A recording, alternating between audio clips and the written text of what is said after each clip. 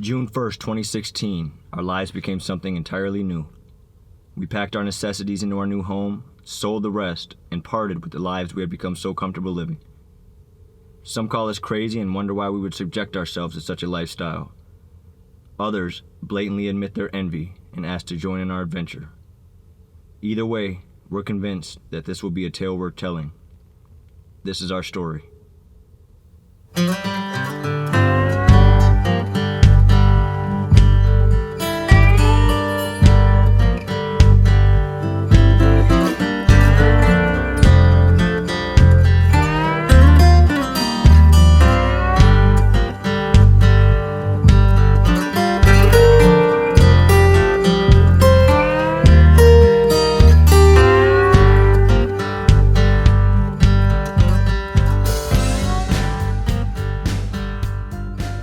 I think we both realized that this transition was going to be a ton of work, but I don't think we really could predict how much work it would truly be.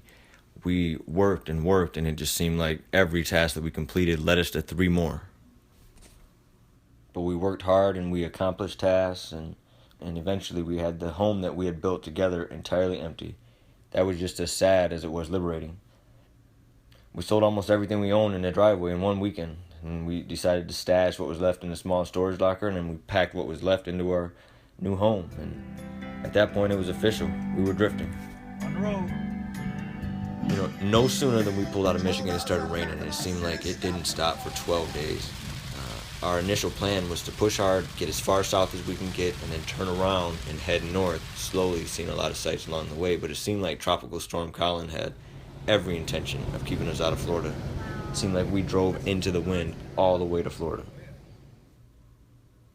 So eventually we drove all the way through the Everglades, all the way into the Keys.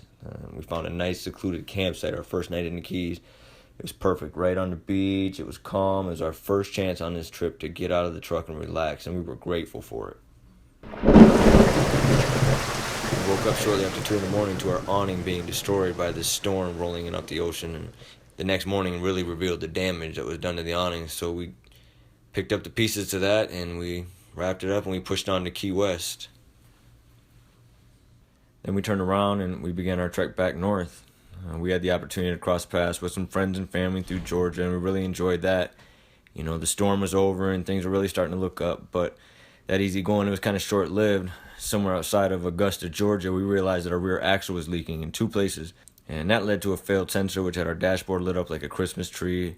So feeling as though we had been thoroughly hazed for the last 2 weeks and being unable to find anyone to fix our axle for a reasonable price, we made the tough call to return to base camp back in Michigan and kind of regroup. So we pulled back into Michigan and we immediately began, tracking down parts for these repairs and trying to reorganize the rig. So we were getting things back in order, but we were on hold for a few days, waiting on repairs on the rig to be completed. So we decided to head up to northern Michigan for a few days and just kind of appreciate some peace and quiet. We found ourselves on a ferry over to Drummond Island. And we were invited up to the bridge, and Beth was invited to captain a vessel across the straits, and that was just awesome.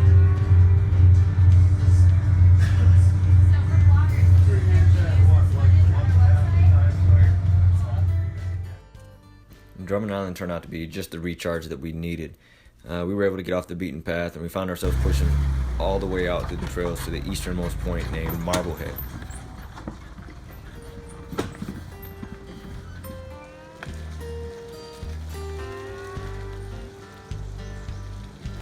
We had a great view of Canada across Lake Huron. We stayed there for a couple of days and really enjoyed it. The quiet time was great.